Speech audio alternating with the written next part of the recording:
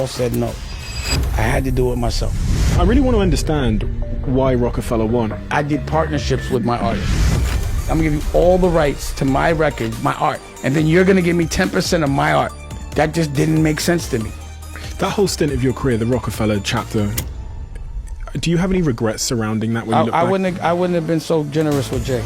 It was more friendship for me and money for him. But he did things that I thought he would never do. What are those? I'm just saying this. Let me just say this. What was the hardest moment in your life? When Aaliyah died, that breaks my heart. Singer-actress Aaliyah is killed in a plane crash. I tried to play out what that would feel like for me. Don't do it. You don't want to go there. It's a pain that you couldn't understand.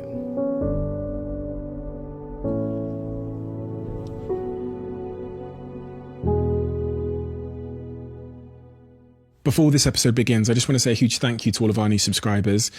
74% of you that watch this channel didn't subscribe before, and we're now down to about 71%. So that helps us in a number of ways that are quite hard to explain, but simply, the bigger the channel gets, the bigger the guests get. So if you haven't yet subscribed to the Diary of a CEO, if I could have any favors from you, if you've ever watched this show and enjoyed it, it's just to please hit the subscribe button. Without further ado, I'm Stephen Bartlett, and this is the Diary of a CEO. I hope nobody's listening, but if you are, then please keep this to yourself.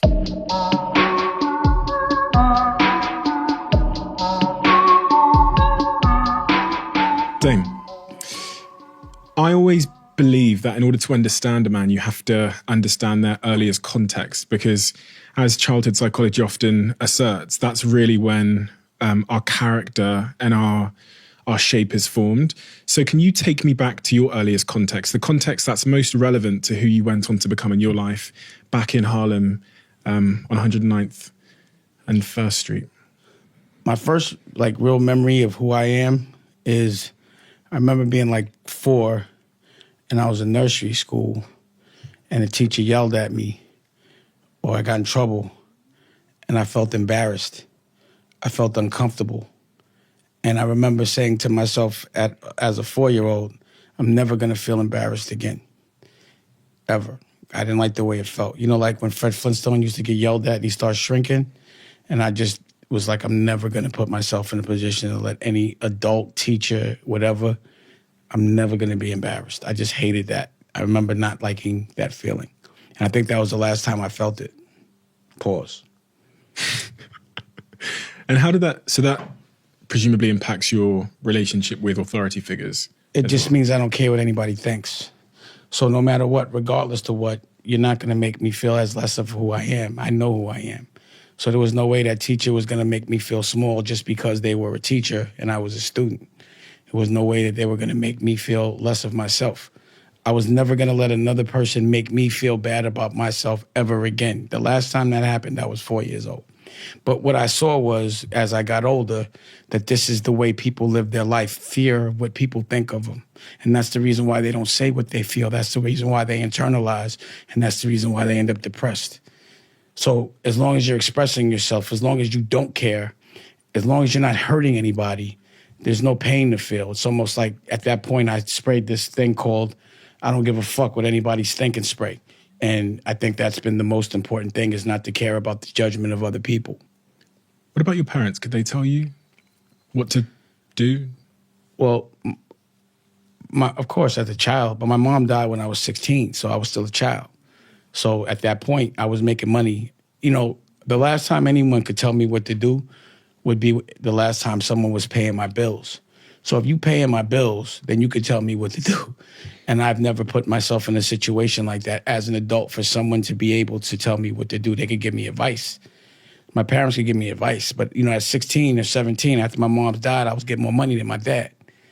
You know, so at that point, it's hard to listen to people that are older than you that haven't got to the place you want to go.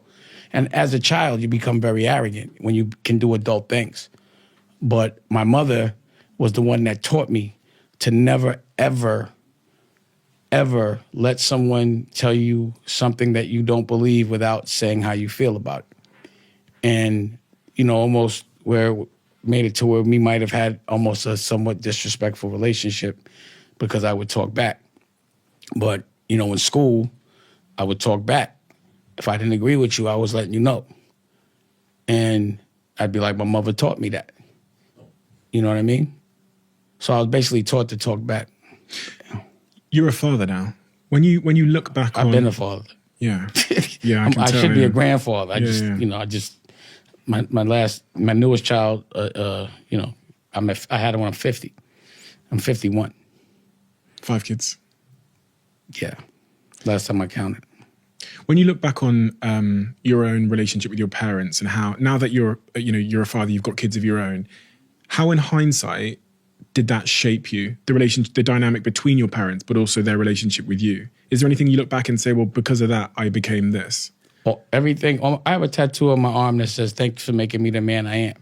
So, yeah, I got my sense of humor from my father, and I got my hustle from my mother, period. And, yeah, you become a combination of the people that influence you the most. That's why you have to be important. I mean, it's important that you're cognizant of what you do when you realize that people are actually influenced by you. You know what I mean? You never want to do something that you don't want the people you love to do, because they're going to do exactly what you do. So I got a little bit of that. You know, my mom, she was like, an entrepreneur. She always made sure I had everything. She sold things. You know what I mean? Not drugs, but clothes. You know what I mean? But like at flea markets and stuff. And she was real innovative about it. She did this thing once. We went to a flea market and she took a hula hoop and put a curtain on it. And we would stand up and it